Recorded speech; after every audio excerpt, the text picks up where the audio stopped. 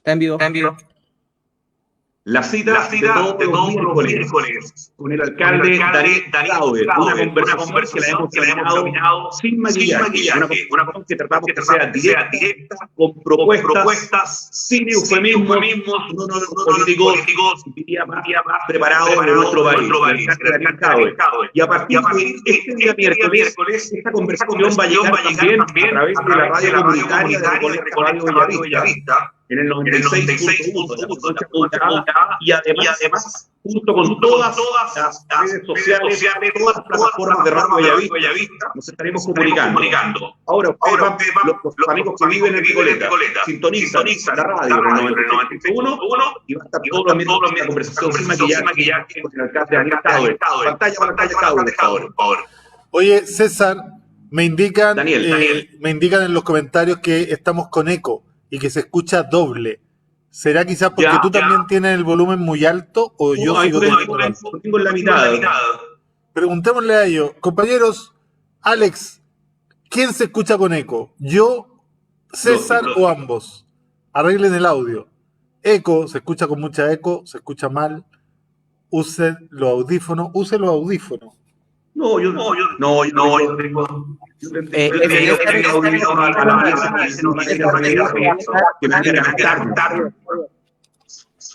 Usted no, solo el caballero. Yo creo que tú, César, lo tienes muy alto. Si puede bajar. Soy yo. Perfecto. O sea, esto es lo que me dice. Hola, Gloria. Hola, Carlos. El audio está que revienta los oídos. Gabriela López dice César. Usted no alcalde, dice Paola Rojas. Elba Moya dice. Oh, se me desapareció. Mira qué raro. Ahora sí. Ahí parece que mejoró. Mejoró, ¿no? Mejoró, ¿no? Dice que César se duplica. Ya, voy a buscar el audífono. Ricardo, dime tú, el técnico nuestro. Ricardo, voy a buscar el audífono que listo. Dale nomás. Anda. Ya, voy. Llegó Farah Haweid. Hola, Farah. Muchas gracias. A Tania la porfía. Oye, la Elba Moya dijo, usted no alcalde, solo el peladito. ¿Se lo podemos decir a César, no? No. En una de esas. A ver, ahí está César. Oye, aprovecho de contestarle a Lisette. Ya. Ahí está César. Perfecto. ¿Cómo está la cosa ahí? Vamos ahora sí. Ahí está perfecto. ¿Se arregló? Ya, pero con audífono que hay otra cosa. Ya, Daniel, fíjate que ahí estamos bien. El otro día estaba viendo en internet. Vamos a preparar paréntesis antes de decirlo de internet. Unas preguntas que quedaron pendientes de la semana pasada. Y en los últimos 15 minutos de esta conversación, de aproximadamente una hora, vamos a dar paso. Vamos intercalando otras medio de la conversación. Muy bien. Pero quería partir, Daniel Jave, con algo que le escuché. Yo creo que se sigue acoplando, ¿no? Que yo mismo me reviento acá. No, pero baja el volumen tú, pues, César. No, si lo bajé, hermano. Bájalo más. Espera. Ahí. Habla tú, Daniel, ¿te escucho yo?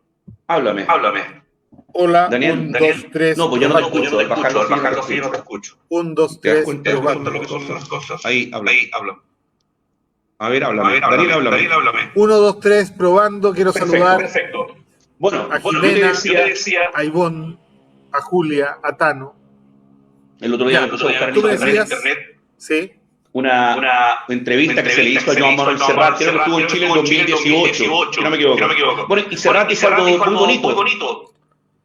Señalaba que el éxito, por lo menos para él, era cuando una creación, una canción compuesta por su persona, dejaba de ser de él y era de toda la gente. Te pasa un poco, compartes ese concepto del éxito, y lo digo pensando en todas las hermosas iniciativas que han nacido en Recoleta, partiendo por la farmacia popular, la óptica, la librería, el centro audiológico, bueno, y así suma y sigue. Sí, lo comparto, a diferencia de aquellos partidarios de este modelo que sienten que el éxito es acumular dinero. Yo creo que el éxito más está ligado a la capacidad de ser feliz con lo que uno hace, que es parte de esa batalla que Chile está dando por la dignidad. La dignidad yo la entiendo precisamente como ese derecho que todos tenemos a ser felices, a ser autónomos, y el éxito es precisamente poder lograr aquello y poder dedicarse, ojalá, gran parte de la vida a aquello que a uno le gusta, ¿no? Son distintas visiones del éxito, pero yo comparto de una u otra manera esa definición que hacía Joan Manuel Serrat. El otro día te dije que te encontré en el diario El Mostrador hablando de la felicidad, un panel bien interesante. Y hoy día, la otra vez hablaste de la dignidad, y hoy día te encontré hablando de la felicidad. Era parte de la misma discusión. Es un panel al cual me invitaron a participar, en donde hay representantes del mundo empresarial, representantes del mundo social, está Mario Orellana, y yo como parte del mundo político.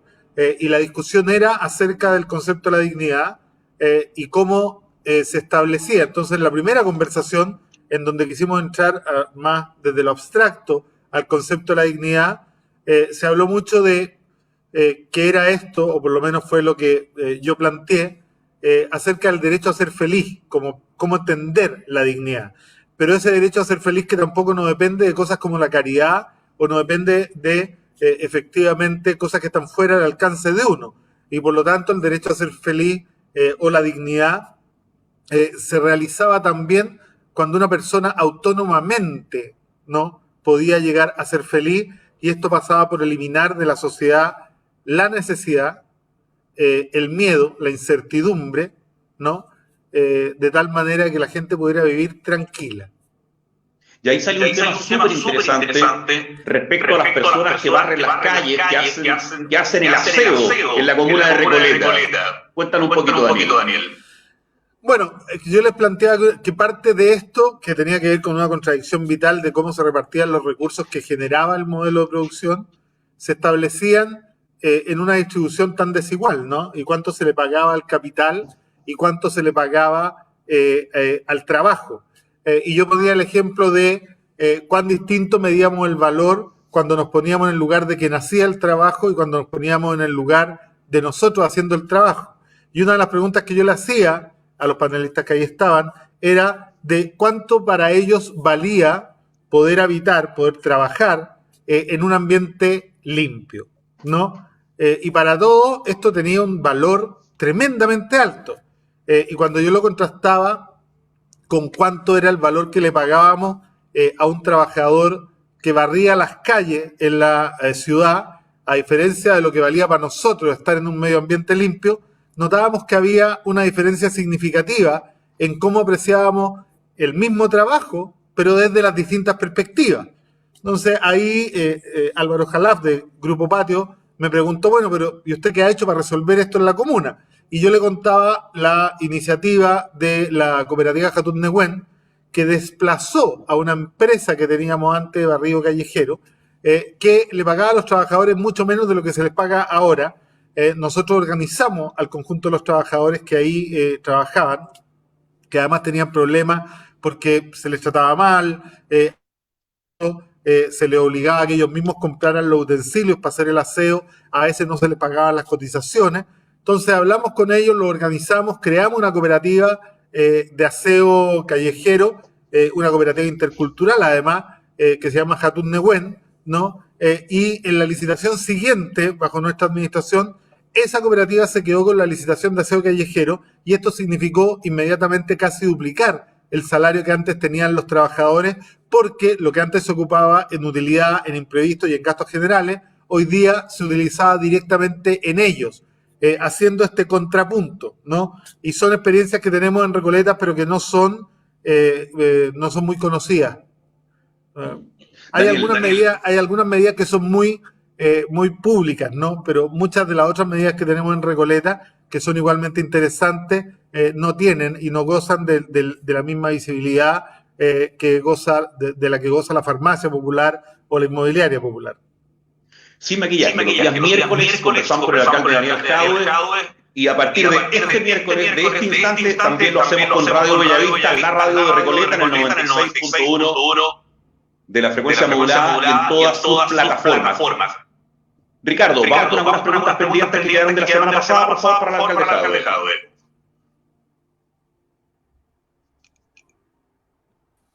Ricardo. Hola, Ricardo. Cuéntame. No, vamos con algunas de las preguntas para el alcalde Jadwe, Ricardo, las que quedaron de la semana pasada. Voy al tiro. Aquí están.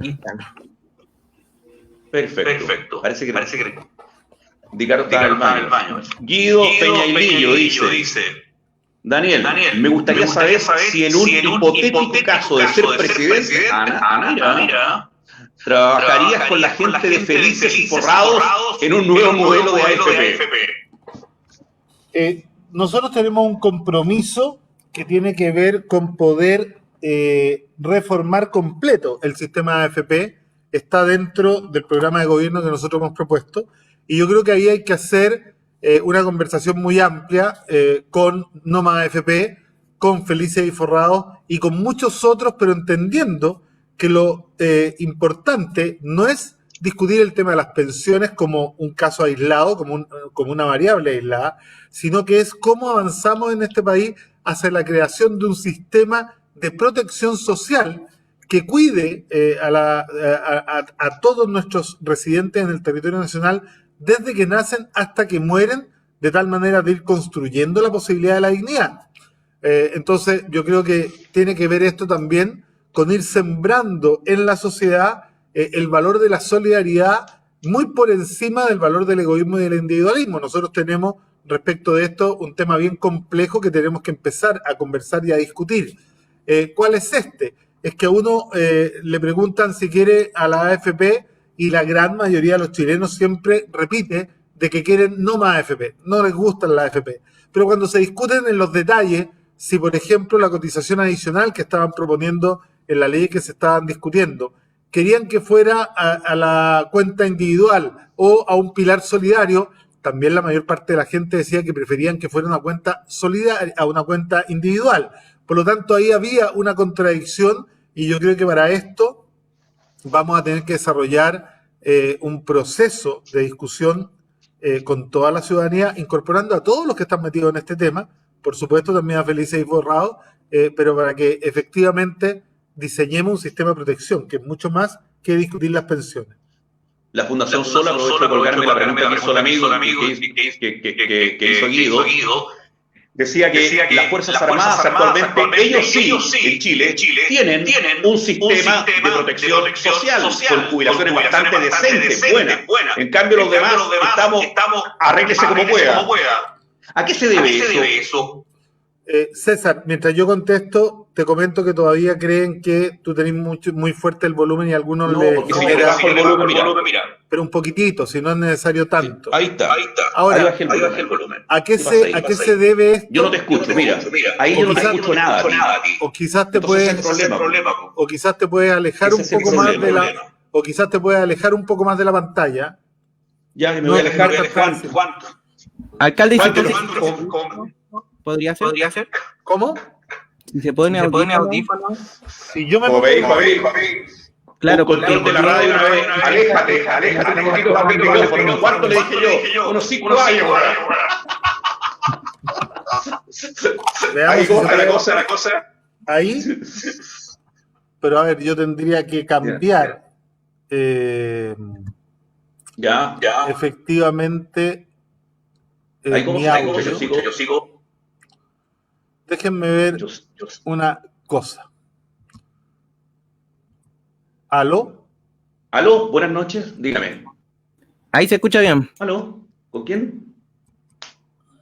¿Aló? Ahí sí se escucha bien. ¿Me escucha, alcalde? Daniel, ¿tú escuchas a Ricardo? Alcalde, ¿me escucha? ¿Ven? Parece que el culpable no era. No, es que a mí no me funciona esto. Vamos así nomás y tratemos de hablar un poquito más bajo. Lo que sí podemos hacer es ir cortando el micrófono de César y cortando el mío cuando habla el uno del otro. Va a ser más difícil. Pero para ir a la respuesta de César, cuando se estaba discutiendo el sistema de la AFP, y esto fue revelado no hace mucho, hace un par de años nomás, Pinochet no estaba muy convencido de esto y le fue impuesto la tesis desde los economistas de la derecha y de la democracia cristiana, que fueron los que diseñaron la reforma económica de la dictadura con el llamado ladrillo.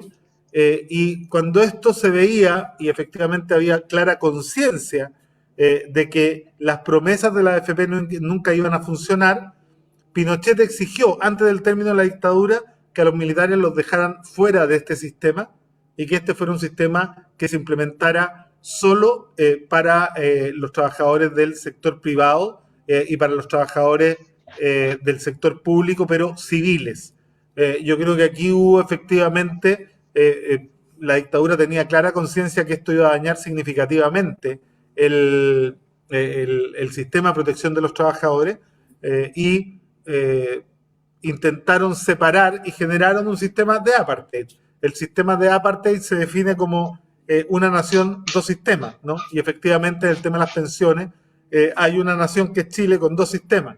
Un sistema para las Fuerzas Armadas y para los carabineros y un sistema completamente distinto para los civiles y eso es una de las cosas que vamos a tener que abordar de una manera mucho más integral, quizás con un objetivo concreto, que sea la base, que todos los chilenos seamos iguales ante la ley y que efectivamente no hayan dos sistemas. Y cuando tú das esta discusión, claramente es mucho mejor avanzar hacia un sistema de reparto corregido con la posibilidad de que aquellos que el sistema de reparto les parezca insuficiente puedan ocupar sus mayores ingresos en un seguro adicional para aumentar sus pensiones, pero que la base esté asegurada en un sistema unitario, solidario y con solidaridad intrageneracional e intergeneracional. Es decir, que todos entendamos que los más jóvenes finalmente vamos contribuyendo, ¿no?, a que las pensiones de hoy sean mejores y en el futuro los jóvenes de esa época contribuirán a que las pensiones nuestras de esa era sean también mejores. Ahí hay que diseñar un cambio de estrategia porque también tiene que ver con salir a detener la baja en la tasa de la natalidad de tal manera que la pirámide poblacional de Chile, la pirámide demográfica, como se llama, también empiece a recuperar esta forma más piramidal, porque hoy día la tenemos un poco así. Se está reduciendo la cantidad de nacimientos de manera significativa y eso hace que efectivamente hayan para el futuro proyectado una menor masa laboral que tendría que mantener a una cantidad de adultos mayores mucho mayor. Por lo tanto, cuando yo hablaba de un sistema de protección, es porque también exige esto pensar en algo que se está discutiendo hoy día. ¿Cómo nos pensamos un postnatal y una protección a la maternidad para efectivamente volver a ser un sistema en donde la maternidad no sea vista como un obstáculo al desarrollo, sino más bien como algo que permite también que la familia se desarrolle y llegue a la felicidad, ¿no? Y esto pasa por proteger la maternidad, repartir de mejor manera los esfuerzos del trabajo, entre comillas, no remunerado, pero también pensar seriamente en reconocer el trabajo doméstico y el trabajo de cuidado y ponerle un salario de tal manera que este trabajo no sea un trabajo no reconocido y no remunerado. Entonces, la discusión creo que pasa, César, por algo un poco más profundo que discutir solo el tema de las pensiones. Aquí lo que hay que generar es cómo construimos en el Chile nuevo que van a hacer de la discusión constitucional un sistema de protección social desde que se nace hasta que se muere para todos los ciudadanos y ciudadanas chilenas y residentes en el territorio nacional. Daniel, el televidente te preguntaba, ante el telespectador, te preguntaba si tú fueras presidente, mientras Ricardo nos pone la otra pregunta que quedó pendiente del miércoles pasado, brevemente y en la más honesta, ¿te interesa ser presidente hoy día?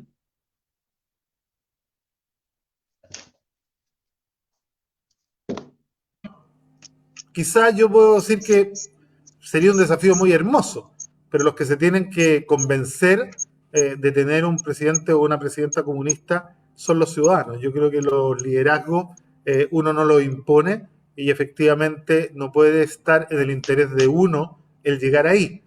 Yo creo que es el pueblo de Chile, son los chilenos y las chilenas los que tienen que definir a quién quieren en la moneda. Cuando ellos se convenzan, efectivamente nosotros vamos a estar a disposición y vamos a tomar todas las decisiones que sean conducentes a aquello. Pero efectivamente acá no hay proyectos personales y tampoco hay proyectos políticos que no consideran la opinión de la ciudadanía. Y eso es súper importante. Yo desconfío mucho, lo he hecho siempre, de aquellos que andan por la vida con el traje de candidato y de aquellos que andan además autoproclamándose, pero además desconfío de aquellos que andan diciendo que ellos son los mejores preparados para gobernar. Yo preferiría que todas esas definiciones las hiciera la ciudadanía y que la ciudadanía las hiciera sentir por los diversos canales que la ciudadanía tiene para manifestar su opinión. Yo creo que el mundo político tiene que dejar de pensarse a sí mismo como el centro del sistema, sino que tiene que entender que nosotros estamos para servir al sistema y por lo tanto no en el centro, sino que en la periferia del sistema. Ricardo, vamos con otra pregunta que quedó pendiente para el alcalde. ¿Qué dice Aldo Segundo Gutiérrez? ¿Estaba viendo por ahí? Los bienes y servicios públicos deberían salir del dominio de la propiedad privada. ¿Y por qué? En pandemia, ¿qué pasa con los servicios públicos de salud? Por ejemplo, ¿quién paga los costos de atención por el COVID-19? A ver, yo creo que aquí la discusión es muy interesante, la que nos plantea, no alcancé a ver el nombre, estaba con la duda, Aldo. La discusión que nos plantea Aldo es una discusión tremendamente importante. Y yo la voy a poner con los ejemplos que hemos hecho en Recoleta. Cuando nosotros hablábamos de la farmacia popular, muy poca gente sabía que en 60 comunas de las 345 que existen en Chile, no había ninguna farmacia en el territorio. Estoy hablando de que un servicio tan indispensable para el cuidado de la salud como es la venta de medicamentos no existía en cerca del 17% del territorio nacional. Cuando uno avanzaba hacia el tema de los lentes, a las ópticas, descubrimos que habían 213 comunas de las 345, ya estamos hablando de más del 60%, ¿no?, de las zonas pobladas de nuestro país, que no tenían ninguna óptica, ni privada ni pública, en el territorio, ¿no? Cuando armamos la librería, la verdad que el espectáculo fue aún más demoledor, porque hay 297 comunas en nuestro país que no tienen ninguna librería en su territorio. Entonces, cuando uno piensa y sueña el país que queremos tener en adelante, uno tiene que decir, bueno, ¿queremos un país en donde no todos tengan acceso a servicios tan básicos y tan esenciales como la salud, la educación, la cultura, el deporte? Yo creo que no. Yo creo que todos quisiéramos que este país tuviera acceso. Entonces el problema es, ¿cómo lo hacemos? Porque el mercado funciona solo en aquellos lugares donde la demanda agregada les permite tener la utilidad que ellos esperan. Y cuando la demanda agregada no es suficiente para tener la rentabilidad que ellos esperan, sencillamente el mercado se resta y no invierte. Entonces, claro, ninguna cadena farmacéutica va a invertir lo que significa poner un local en Chile Chico para tener una farmacia privada. ¿Quién lo tiene que hacer? Entonces ahí es cuando nosotros decimos, mira, hay algunos elementos esenciales para el desarrollo de la vida, para el bienestar común, ¿no?, que no pueden estar sometidos a la ley del mercado y en donde el Estado tiene que intervenir para asegurar no solo su cobertura, sino que también su acceso a precio justo, de tal manera de que nadie quede excluido de aquellos servicios por las leyes de la oferta y la demanda. Esa discusión es esencial. Hoy día, por ejemplo, yo lo instalaba en una discusión en un canal de televisión cuando me preguntaban, bueno, pero entonces ahora las municipalidades, que era algo que nosotros propusimos hace 2 meses y medio, ¿van a empezar a hacer la trazabilidad de los nuevos casos de la pandemia? Yo decía, sí, pero discutamos algo. ¿Por qué el sistema público va a tener que hacer la trazabilidad de los casos contagiados de aquellos que se atienden en la ISAPRE? O sea, nosotros vamos a estar asumiendo costos de esta enfermedad que la tendrían que pagar los sistemas privados. Y ahí todas las ISAPRE levantaron la mano y dijeron, no, a nosotros no nos compete porque esto es una decisión del Estado. Entonces uno pregunta, ¿por qué hay áreas estratégicas que tendrían que servir para que algunos hicieran utilidad cuando son los tiempos buenos, pero nunca suman el riesgo de sus propios negocios. Entonces, claramente, y esto lo han dicho muchos líderes a nivel mundial, una de las primeras enseñanzas que deja esta pandemia es que el tema de la salud y el área de la salud, como otras, la educación, parte de la cultura, parte del deporte, no pueden quedar sometidos a las leyes del mercado, porque eso lo único que asegura es una desigual repartición de estos bienes, productos y servicios entre las distintas capas de la población. Los miércoles nos encontramos con el alcalde Daniel Jadue sin maquillaje, y ahora también lo puedes sintonizar en la radio de Recoleta, Radio Bellavista, radio comunitaria 96.1 en la frecuencia modulada. Daniel, mientras vamos a una pregunta que quedó pendiente, otra pregunta más del miércoles pasado, acláranos esta situación que muchos nos confundimos de repente. Hablamos de Estado y hablamos de gobierno. ¿Dónde se topa el gobierno de turno con el Estado? ¿Cuándo es lo correcto si Estado o gobierno? Estados son las instituciones permanentes. El gobierno cambia cada 4 años de acuerdo a la voluntad política de los ciudadanos. Por lo tanto, el gobierno tiene que ver con el proyecto político que se echa, entre comillas, a correr en una elección para que los ciudadanos manifiesten qué tipo de sociedad quieren. Pero el Estado son las instituciones permanentes. La pregunta que planteaba Aldo tiene que ver precisamente con esto. ¿Por qué? Porque hay cosas que no pueden estar sometidas al vaivén del cambio de gobierno. Por ejemplo, cuando pensamos en la educación, ¿no? Uno dice, bueno, entonces, si en una elección gana un gobierno como este, que es enemigo de la educación pública, vamos a someter a que durante 4 años hayan efectivamente políticas que van en contra de la educación pública, que es lo que ha pasado en este gobierno, ¿no? Entonces, efectivamente, podríamos ver que cada 4 años fueran cambiando, ¿no? ¿Y esto qué impacto tiene? Que la mejora en la educación no depende de lo que se haga en 4 años, depende de una política que debe ser mucho más larga y por lo tanto se define como política de Estado y no de los gobiernos. Por eso es tan importante que en la Constitución queden elementos esenciales de la definición de las políticas educacionales para que no importando, ¿no?, cuál sea el gobierno de turno, la continuidad de la mejora en el área de la educación pública esté asegurada por una política estratégica que trascienda a los distintos gobiernos. Otro ejemplo muy claro para esto, César, es lo que pasó hace 2 o 3 días, cuando este gobierno decide por sí y ante sí que va a cambiar el sistema de relaciones internacionales con las cuales ha operado el Estado de Chile durante décadas y va a cerrar su embajada en países tan importantes como, por ejemplo, Grecia, Rumania, Siria, ¿no?, sin considerar las políticas de Estado y, por lo tanto, las relaciones internacionales, que se supone son de Estado y no de gobierno, pierden su continuidad histórica, que es lo que ha hecho este gobierno en todo este tiempo. Por ejemplo, nunca un gobierno anterior chileno había reconocido como presidente a alguien que no tuviera ningún voto para ser presidente, como Juan Guaidó. Y ahí tú entras en contradicción para que tú veas la falta de profundidad de la discusión política de este gobierno, que dice no reconocer al gobierno de Venezuela, pero cuando Teodoro Rivera le manda una carta al gobierno de Venezuela para que ayude a repatriar a los venezolanos que estaban acá, no se la manda a Guaidó, se la manda al gobierno de Nicolás Maduro. Entonces uno queda diciendo, bueno, ¿y por qué este gobierno no le pide a Guaidó con Guaraquena Gutiérrez que se hagan cargo de efectivamente llevar a los venezolanos de vuelta a su país? Y ahí es cuando tú te das cuenta que la sobreideologización de un gobierno en una política que debiera ser de Estado y que debiera trascender a los gobiernos le hace muy mal a Chile. Aclaremos, ya que mencionaste el tema de las embajadas, que no es que Chile vaya a romper relaciones diplomáticas con Grecia, Siria, nombraste también el Líbano, creo. Rumania. Rumania. No es que rompa relaciones, es que simplemente cierra las embajadas, ¿ya?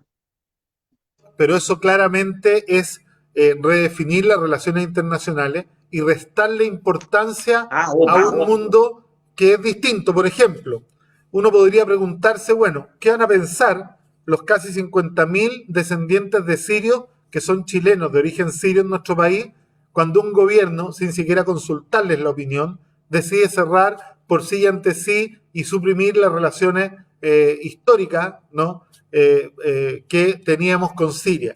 En el caso de Rumania, yo quiero decirte que las relaciones internacionales con Rumania, César, tienen más de 100 años, ¿no? Entonces, aquí no es una cuestión que sea un problema entre la izquierda y la derecha, no, no, no.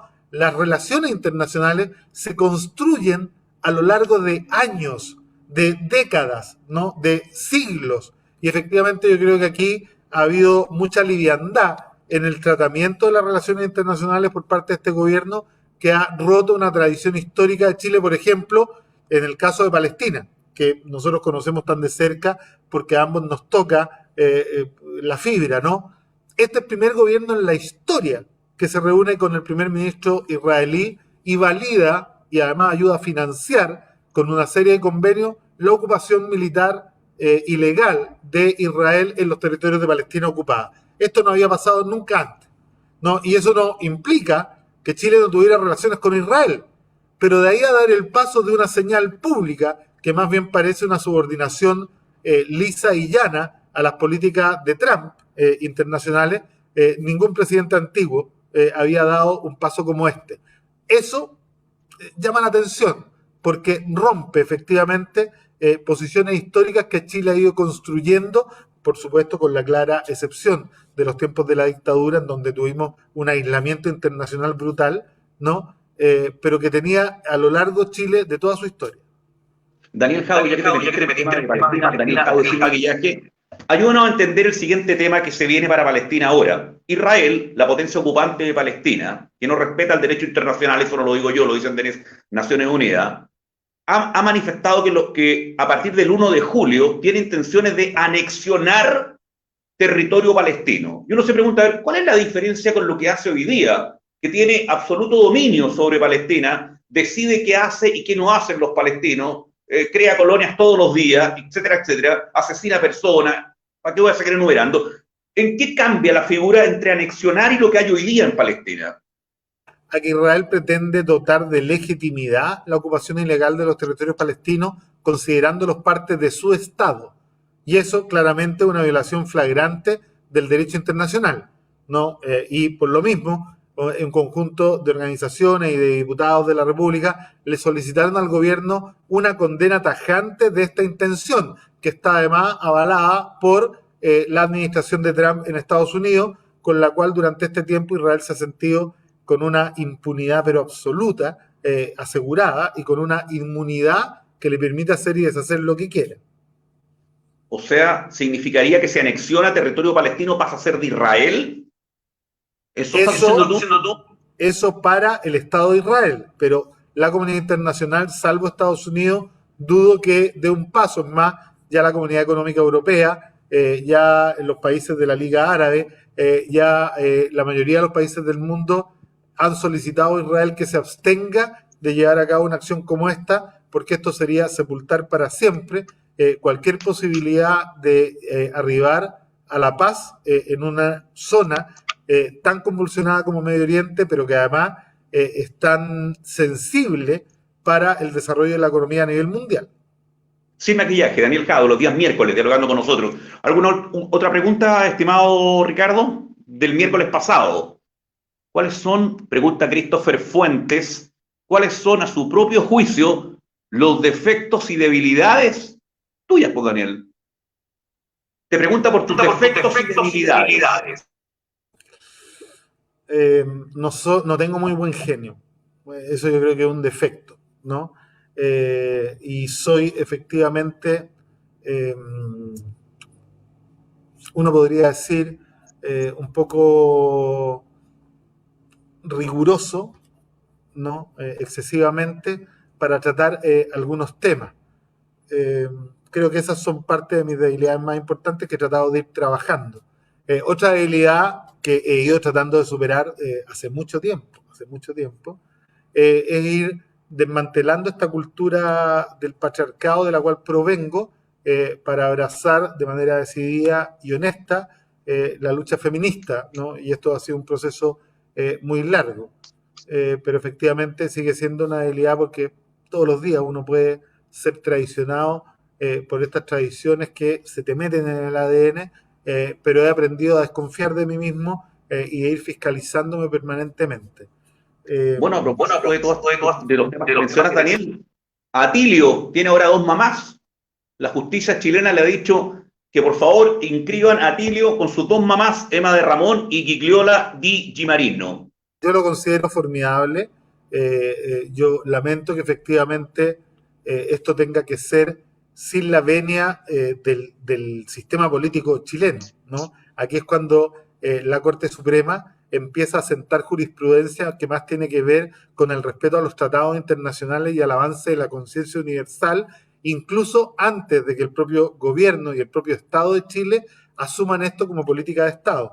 Me parece formidable y yo creo que es un día histórico y es un día para celebrar, porque esto avanza, ¿no?, en un camino en donde la dignidad, es decir, el derecho de ser felices, se extiende a todas las personas sin discriminación.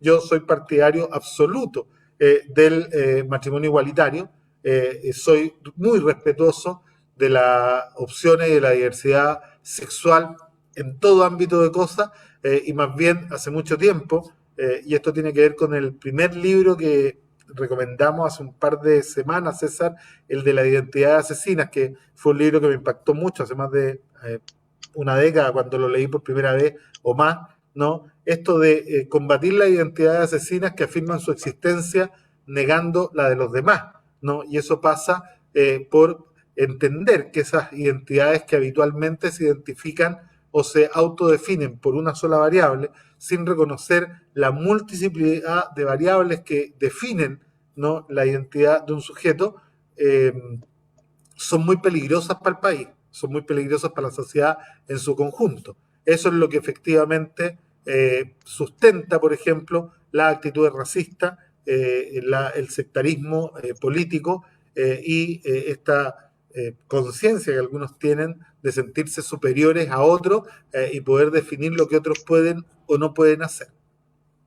Daniel Jadue, te leí una columna súper interesante de Radio Cooperativa respecto a los medios de comunicación. Me gustaría que se la contara a la gente que nos está viendo hasta ahora. Bueno, tiene que ver con esta operación política de algunos medios de extrema derecha, como el Mega, el Mercurio y algunos otros canales de televisión, que vienen hace muchos años tratando de enlodar nuestra gestión y tratando de, entre comillas, igualarnos a sus políticos. Nosotros sabemos que la derecha ha estado fuertemente manchada por casos de corrupción, han sido los símbolos de la corrupción, sobre todo la UDI, ¿no? Hoy día a mí me sorprendía, por ejemplo, cuando escuchaba a la presidenta de la UDI tratando de retrucar, o sea, tratando de contradecir a el ministro Monkever, que decía que a él le había dado pudor el instructivo del gobierno para la entrega de las cajas, ¿no? Y salía Jacqueline Van Riesenberg a decir, no, a mí no me da pudor y yo creo que está correcto. Bueno, y a nadie le puede extrañar de esa persona que diga esto, porque era la que no le daba pudor recibir correos que le decían cómo tenía que votar, cómo tenía que redactar las leyes y además recibir, entre comillas, fondos, ¿no?, por aquello. Entonces, nosotros estamos en un proceso súper importante de transformación social y entre comillas, cualquier liderazgo que se levante desde la oposición al modelo, acá la integración vertical entre el poder económico, el poder político y el poder de los medios de comunicación se lanzan sobre esos liderazgos para tratar de destruirlo y destruir su honra. Esto nos han tratado una y otra vez de involucrar en un caso de corrupción que se está dando en nuestro país, que se está investigando, que hasta el día de hoy no hay ninguna investigación que sea formalizada sobre Recoleta y que tiene que ver con las luminarias LED. Y yo hacía una comuna en donde explicaba lo que era la corrupción, y la corrupción también tiene que ver con cuando una institución se dedica a traicionar el espíritu para el que fue creado. Entonces, cuando un medio se dedica a desinformar, a tratar de instalar fake news, ¿no?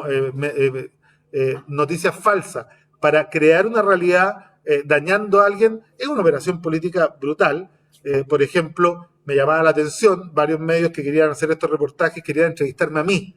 Yo decía, pero si nosotros no tenemos nada que ver, ni siquiera estamos siendo investigados, yo no estoy en nada. No, nuestra licitación es la única de todas las que están con esta empresa en que la adjudicamos al más barato. Y eso no lo decía ningún reportaje. Es la única ¿no? En que efectivamente además abrimos la licitación y pagamos uno de los valores más bajos.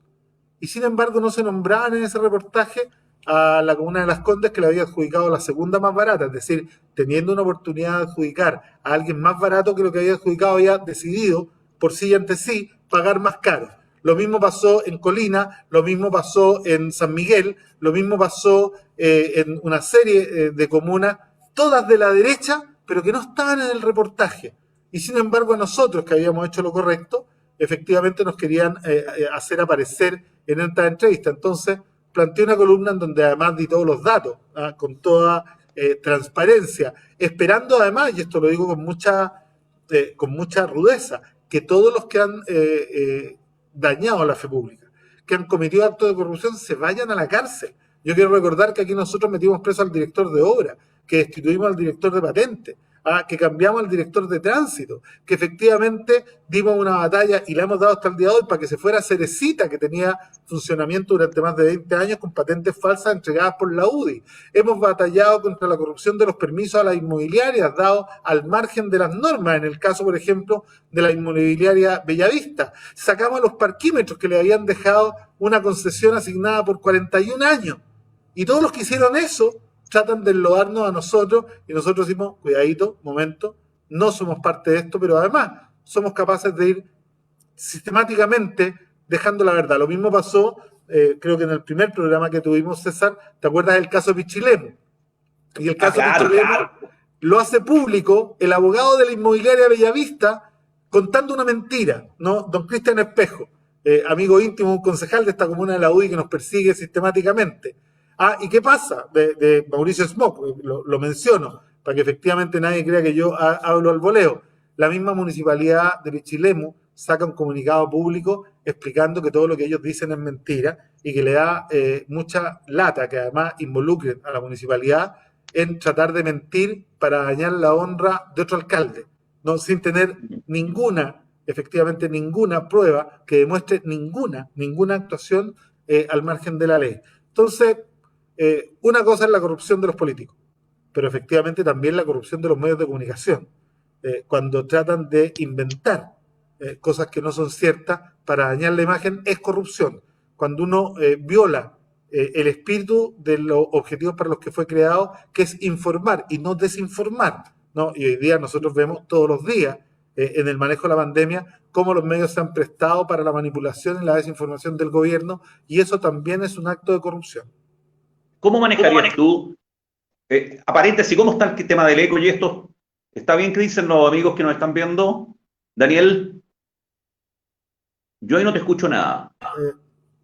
Por lo menos ya no hay avisos sobre que esté escuchándose mal. Por lo tanto, perfecto. Deduzco que estamos escuchando bien. Ya, la pregunta que te iba a hacer de Nejado, ¿cómo manejarías tú un medio de comunicación? Si mañana te dijeran, compadre, aquí tiene este canal de televisión, o esta radio, o este diario, qué sé yo, usted es el director. Tiene que tomarlo por 20.000 razones. Transparencia con democracia y con pluralismo. ¿Y eso significa? Asegurando la presencia de todos los discursos en igualdad de condiciones, ¿no? Y no lo que pasa hoy día en televisión, que efectivamente vemos una integración vertical entre el poder económico, los dueños de medios y el poder político, que lo tiene el gobierno, y en donde le dan una supremacía absoluta a la presencia en los medios de sus cuadros políticos, ¿no? Y por lo tanto los instalan. Hay algunos que ya dan francamente vergüenza, ¿no? Hoy día, por ejemplo, yo hacía un emplazamiento al gobierno porque me dio un poco de pudor, lo digo muy en serio. Vimos cómo el alcalde de Las Condes se internó en una residencia sanitaria para pasar su cuarentena. Entonces yo hoy día emplazaba al gobierno de Chile, porque además ya parece ser casi un reality show sobre la pandemia con este alcalde. Entonces yo emplazaba al gobierno a que si le había asegurado una residencia sanitaria al alcalde de Las Condes, lo que me parece muy bien, porque hay que protegerlo a él y hay que proteger a su familia para evitar los contagios, yo le exigía al gobierno que le aseguraran una residencia sanitaria en las mismas condiciones a todos aquellos chilenos y chilenas que hoy día se están contagiando en la pandemia y que tienen muchas menos condiciones para pasar la cuarentena en sus casas, ¿no? Porque si eso no es así, se expone a que la gente piense que esto es un show mediático por parte del alcalde y del gobierno para instalar claramente un liderazgo con fines políticos. Y esto, la verdad que la gente lo empieza a notar. Me sorprendió, por ejemplo, que cuando hablábamos de los albergues que nosotros instalamos aquí, estaban hablando de los albergues en Recoleta, pero el que hablaba era el alcalde de Las Condes, ¿no? Entonces, uno ve que hay una clara intencionalidad política de los medios. Yo recuerdo siempre una entrevista que una periodista española le hizo al presidente Correa de Ecuador cuando él estaba proponiendo la ley de medios, ¿no? Y la periodista le pregunta a él qué piensa de la libertad de prensa. Y Correa, que era muy hábil y siempre muy informado, le respondió a la periodista con una pregunta y le preguntó por una colega de ella, del mismo medio, que había sido despedida la semana anterior, ¿no? Porque había hecho un ataque al poder, ¿no? Entonces, cuando le preguntó, la periodista se quedó callada y le dijo, no, ella ya no está. No, no me diga ya no está, le dijo Correa. Fue despedida por haber hecho esta investigación y por haber expuesto esta situación. Y la periodista quedó callada, ¿no? Y Correa terminó diciéndole, mire, desde que se inventó la imprenta, la libertad de opinión y el pluralismo han sido solo los que admite el dueño de la imprenta. ¿Qué piensas tú a propósito del gobierno, de lo que fue el gobierno de Correa en Ecuador? Y hoy día te llegó también un agradecimiento del expresidente de Bolivia, Evo Morales, por lo que ha hecho Recoleta por sus compatriotas. También te quiero preguntar por el gobierno de Evo Morales. Da la impresión que no terminaron muy bien ambos gobiernos, ¿no? A ver, ambos gobiernos tienen varias cosas en común y algunas diferencias. Ambos gobiernos representaron proyectos antineoliberales, que además llevaron los mejores periodos de desarrollo a sus propios países. Cuando uno mira las cifras económicas, estas que les interesa tanto a los economistas, sobre todo a los de derecha, vemos que durante sus periodos sus países tuvieron el mayor crecimiento, ¿no? La mejor distribución, efectivamente las mayores tasas de inversión. Ambos recuperaron el control de los recursos naturales para sus países y desarrollaron revoluciones ciudadanas que cambiaron el mapa. Sin embargo, ambos terminaron con golpes de Estado porque el programa neoliberal no admite que países por la vía democrática se salgan del programa neoliberal porque eso daña las tasas de utilidad de las grandes empresas, ¿no? Y ahí es cuando uno empieza a mirar y efectivamente este gobierno, el de Evo, terminó con un golpe de Estado entregado por una persona que no ha recibido un voto para ser presidente y que además se ha dado el lujo de correr las elecciones en más de una oportunidad, tratando además de vetar la participación de Evo Morales y de su partido, tratando además de invalidar la participación del partido de Evo Morales en las elecciones. Es bastante lamentable, pero aquí claramente hay mano negra. Pido disculpas. Esto es un concepto que ya no debería ocuparse porque es discriminatorio. Pero hay un actor secreto que siempre está detrás de todas estas cosas que pasan y que es Estados Unidos, ¿no? Sobre todo en este tiempo de Trump, que ha ido sembrando la destrucción de todo gobierno que le sea adverso, ¿no? Está el caso, por ejemplo, de Bolsonaro. Mira el desastre que ha significado Bolsonaro para Brasil, no solo en el manejo de la pandemia, sino que también en la eliminación de una serie de derechos sociales que Brasil tenía conquistado. Y cuando uno lo ve, ahora todos los que corrieron a abrazar a Bolsonaro porque era el ejemplo a seguir, entre ellos la presidenta de la UDI, el presidente del Partido Republicano, brillan por su ausencia con el desastre que están desarrollando. Entonces, ya sabemos cuál es el ejemplo cuando ellos nos vengan a proponer el Chile que ellos quieren. La UDI y los republicanos tenían como ejemplo a Bolsonaro y eso no se nos puede olvidar jamás. Hoy día, además, está acusado de corrupción. Hoy día el mismo ministro de Justicia que llegó al gobierno diciendo que confiaba en él porque iba a luchar contra la corrupción, lo ha denunciado a él por ser corrupto. Bueno, aquí hay varios amigos de Bolsonaro que seguramente nos van a proponer una visión de país para la discusión constitucional y yo espero que la gente en Chile no pierda la memoria. Daniel, a propósito de transparencia, de verdad, de ir de frente, ¿cómo lo haces tú en la municipalidad de Recoleta para que todo sea transparente? Los bienes y servicios que ustedes adquieren, por ejemplo, Estos mismos lápices estoy ocupando yo, porque yo me imagino que ustedes consumen lápices, hojas, qué sé yo. ¿Cómo se compran esas cosas para que no caigan el amigo que llego yo y te digo, Daniel, yo vendo lápices, compadre? ¿Cómo se transparentan todos los procesos en Recoleta? Cumplimiento de la ley de compras públicas para efectivamente tener un manejo absolutamente eficaz y eficiente. Primero, yo he tomado varias decisiones. Yo nunca intervengo en ninguna licitación, pero en nada. Ni siquiera me intereso en saber quiénes participan, porque hay comisiones que no tienen que ver con el alcalde y que funcionan de manera completamente autónoma. Y eso las zanja además el Consejo Municipal. Cuando son compras menores, César, algunas que pueden tener relación con las cosas de secretaría, con los bienes fungibles, con los bienes que se ocupan una vez y se votan, con la papelería, por montos pequeños uno puede hacer compras directas, pero siempre teniendo 3 cotizaciones de tal manera de asegurarse que uno compre al mejor postor dentro de lo que ofrece el mercado. Porque efectivamente los procesos de licitación son largos, son engorrosos, pero hoy día nosotros estamos considerados dentro de las 5 municipalidades más transparentes de todo el país. Y esto es muy distinto a cuando todavía nosotros no llegábamos a esta administración, que esta municipalidad estaba reconocida como una de las más corruptas del país. Recordamos el caso GMA, que impidió que el alcalde que gobernaba en ese entonces se pudiera repostular. Recordemos el caso Cerecita, en donde se le vendió una patente falsa para que una empresa que estaba contaminando la comuna de Recoleta de manera dramática pudiera funcionar al margen de la ley, y nosotros cuando llegamos los echamos, ¿no?, en un proceso judicial, y terminaron yéndose de la comuna, indemnizando a la comuna con una inversión bastante importante en mejoramiento de plaza, en establecimiento de parques, en mejora de veredas, que fue en el fondo una forma de reparación. Entonces, hemos tenido una persecución sistemática de todos los actos de corrupción. Llevamos preso al director de obra y hicimos una revisión de todas las carpetas que se aprobaron durante el tiempo de la UDI, y efectivamente hemos ido limpiando y hoy día no tenemos problemas, ¿no?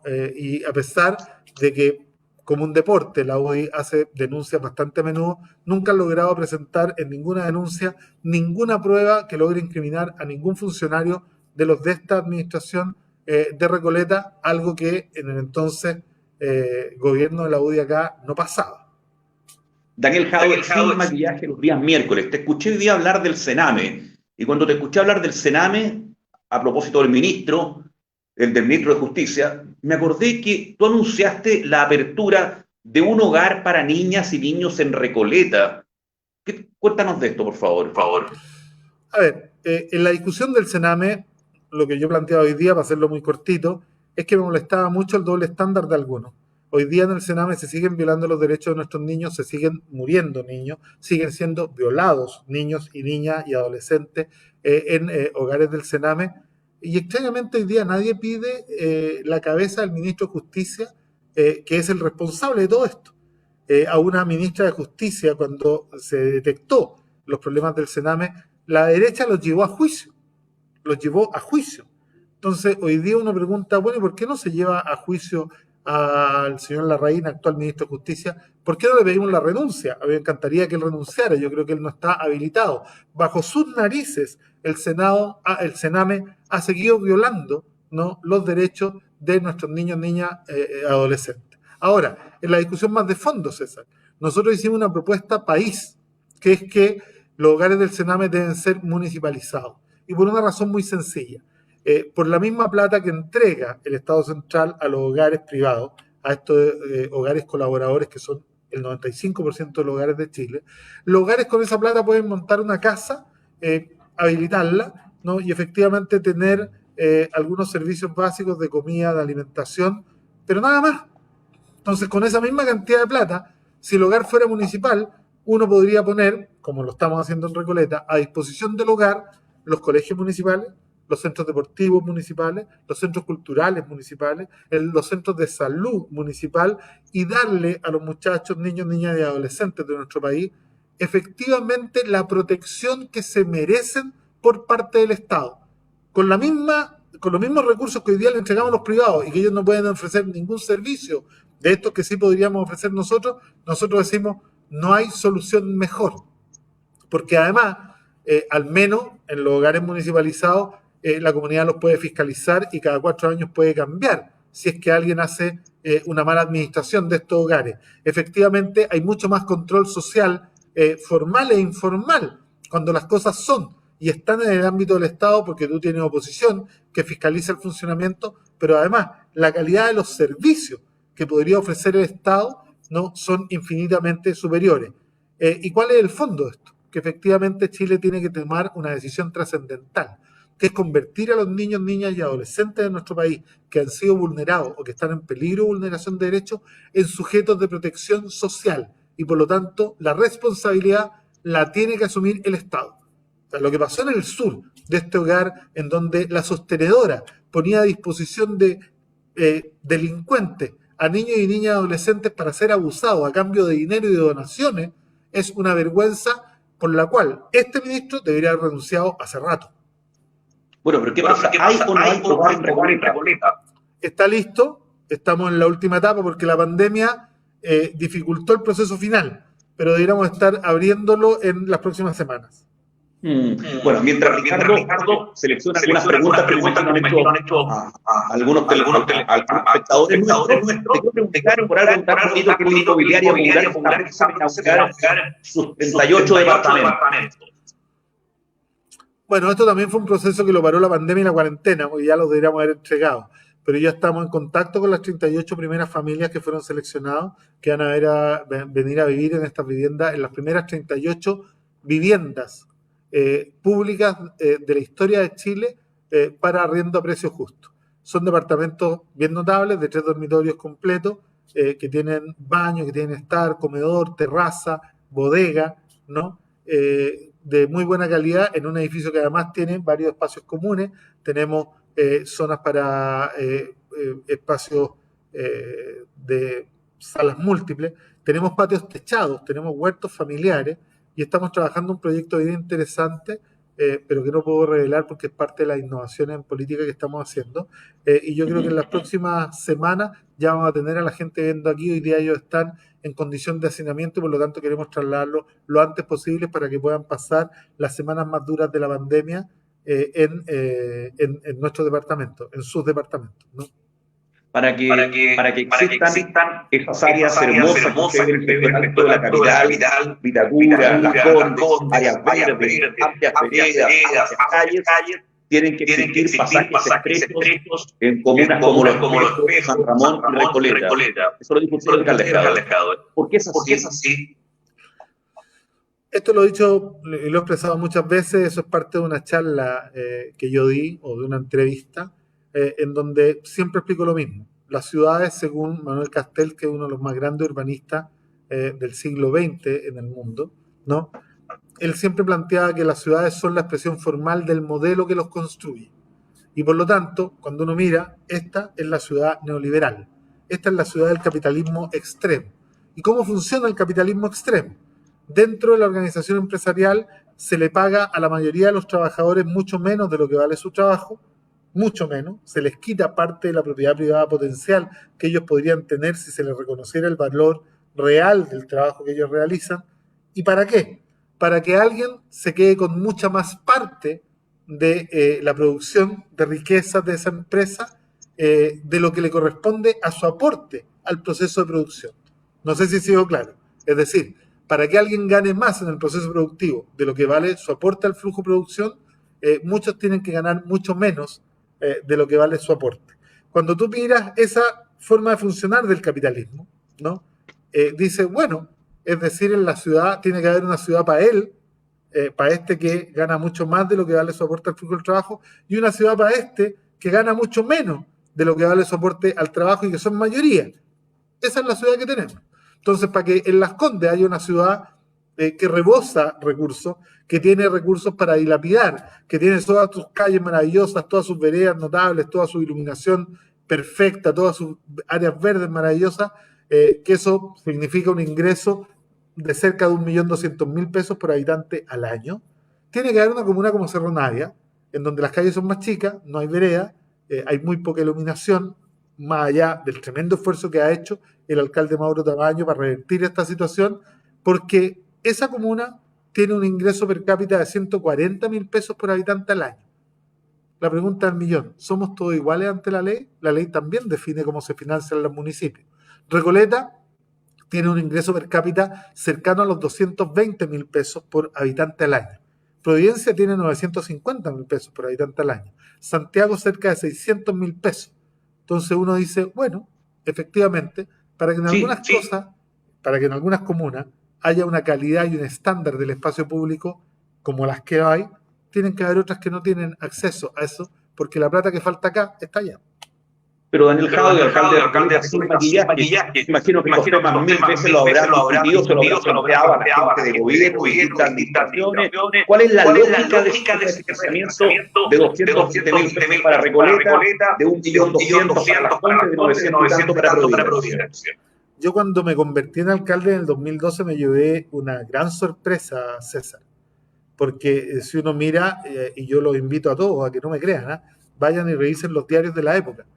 Revisen los diarios del 2000 hasta el 2014 y vean si en algún diario y en algún estudio se daba esta discusión del per cápita comunal, y se van a dar cuenta que este tema no existía. No existía a pesar de que tenemos 30 años de retorno a la democracia y de establecimiento de las municipalidades. No era tema ni siquiera para el mundo de los alcaldes y las alcaldesas de Chile. Desde el año 2014 nosotros empezamos a instalar esto como un tema del que había que preocuparse. Y hoy día es un tema que ya se discute abiertamente en las universidades, en el sistema político, pero del cual se está empezando a tener conciencia hace muy poco, César. Claro, yo tengo escritos del tema porque me dedico a esto y porque es mi especialidad, yo soy urbanista, que son de la década del 90, pero efectivamente como discusión pública, ¿no?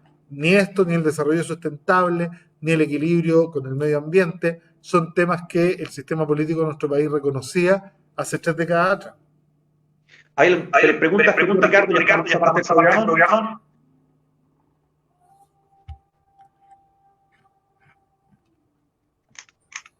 Yo, por mientras que aparece Ricardo, quiero saludar a Marcela Bahamonde, a Miguel Torres, a Fabi Vera, a Bogus Lane, a Scarlett Alveal, a Diego Care y a muchos otros que nos están enviando saludos y están participando. Y me comprometo además con todos ustedes a que vamos a hacer una revisión exhaustiva de cómo funciona el sonido. Es primera semana que hemos tenido estos problemas, para la próxima ya no lo vamos a tener. De acuerdo. Entonces, como está desaparecido Ricardito, vamos al otro momento del espacio, cuando recomendamos libros. Yo me acordé y esta semana les traje 3 recomendaciones bien notables, ¿no? Son 3 autores chilenos. El primero, de una de las, desde mi perspectiva muy humilde, ¿no?, de las mejores escritoras que existen en nuestro país. Una escritora de una profundidad, de una rigurosidad y de un lenguaje muy notable.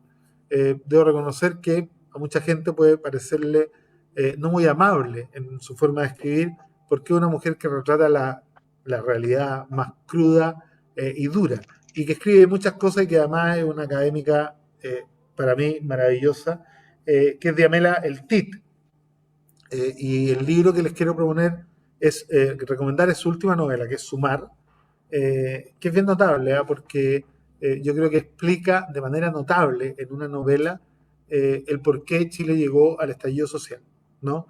Cuenta las peripecias, los problemas y los obstáculos con que una diversidad de trabajadores asumen sus vidas en la cotidianidad de este modelo neoliberal y se las arreglan para sobrevivir en las condiciones que este modelo ofrece, ¿no? Y creo que entrega una visión tremendamente dura, tremendamente, ¿cómo decirlo?, elocuente, ¿no?, de lo que es la realidad de nuestro país, y que yo creo que cuando uno lee este libro se da cuenta efectivamente de por qué llegamos al 18 de octubre. El otro libro... Déjame recomendar un libro. Pero, ¿tú te imaginas? Pero me dejáis recomendarlo a ustedes. Perfecto. El segundo libro que les quiero recomendar, de un tremendo escritor chileno también, Hernán Rivera Letelier, que nos trae a la memoria algo que pasaba en nuestro país hace mucho tiempo, pero que además pone de manifiesto un patrimonio intangible en nuestro país, que es La contadora de películas, ¿no? Que cuenta la historia de una mujer de un pueblo que cuando llegaba alguna película de cine notable, ¿no? de algunos actores o actrices notables, hacían unas monedas entre los amigos, la familia, ¿ah? Y la mandaban a ella al cine, porque no todos tenían plata para pagar el cine. ¿Ah? ¿Y por qué la mandaban a ella? Porque ella tenía una cualidad maravillosa y que tenía el arte de contar cuentos, el arte de contar y de relatar las películas con lujo de detalle, ese poder de la observación, ¿no? Del cine y de la crítica, ¿ah? Que después ella cuando volvía juntaba a la gente que había hecho las monedas y efectivamente relataba esto de tal manera que ellos pudieran tener acceso indirecto a esto que debiera ser un derecho, ¿no? Que es la cultura. Y por último, algo que no es novela. Somos polvos de estrella del profe Massa. ¿Y por qué digo esto? Porque en un par de programas atrás discutimos mucho sobre el concepto de unidad material del mundo en el marxismo, sobre el concepto de naturaleza en Marx, que está comprendido entre muchos textos que lo abordan, en el manuscrito económico-filosófico del trabajo enajenado, donde Marx define la naturaleza como el cuerpo inorgánico del hombre, donde Marx define que cuando hablamos de los otros, hablamos de nosotros mismos, y cuando uno lee el libro Somos polvos de estrella, llega a la misma conclusión. Esto es un libro de astronomía, pero escrito en un lenguaje absolutamente simple, ameno, es un libro rápido de leer, pero que además te permite entender que con todo lo que te rodea estamos hechos de absolutamente lo mismo, que todos, tú César, el árbol que nos rodea, los autos, la comida, la naturaleza en general, todos somos polvos de estrella y estamos compuestos, por supuesto, en distintas cantidades, ¿no? De exactamente los mismos componentes químicos, y como proceso de aprendizaje es bien notable. Bueno, yo quiero recomendar un libro de un amigo mío, el periodista Manuel Vilches y Carlos Valladares, de Rolando Alarcón, culturista chileno. Rolando Alarcón, La canción en la noche. Ahí se ve, ¿no? ¿Se ve? Yo no estoy viendo en tu pantalla. Yo te veo a ti, no. El libro se llama Rolando Alarcón, La canción en la noche. Y nos muestra todas las contradicciones que tuvo en la vida. Rolando Alarcón, también todo su proceso creativo y todo su compromiso social, además de su inminente calidad como músico. Reitero, de Carlos Valladares y Manuel Vilches, Rolando Alarcón, La canción en la noche. Alcalde Jadwe, Sin maquillaje, hoy día también a través de Radio Bellavista de Recoleta, en el 96.1 FM. Ahí apareció que se me había perdido el dueño de casa, el que hace todo por detrás, al cual quería agradecerle. No sé si está por ahí. Don Ricardo. Se nos había perdido, pensamos que le había dado COVID o algo. Estábamos esperándolo, ¿no? Darle las gracias a Ricardo, darle un abrazo a César, y nos comprometemos con la gente que nos está viendo y que nos escuchó a revisar todo el tema de audio de tal manera que los problemas que tuvimos al principio y que parece que pudiesen haber durado hasta el final no se vuelvan a repetir. Un abrazo a todos y a todas. No, pero ante una cosa. Hoy día usted lo dijo muy bien en este debate en el mostrador. Las responsabilidades no son todas iguales. Yo me lavo las manos, alcalde Jadwe, se lo digo públicamente aquí en pantalla. ¿Le parece? De acuerdo con usted no tiene ninguna responsabilidad. Gracias a todos. El próximo miércoles Sin maquillaje, Daniel Jadwe. Chau.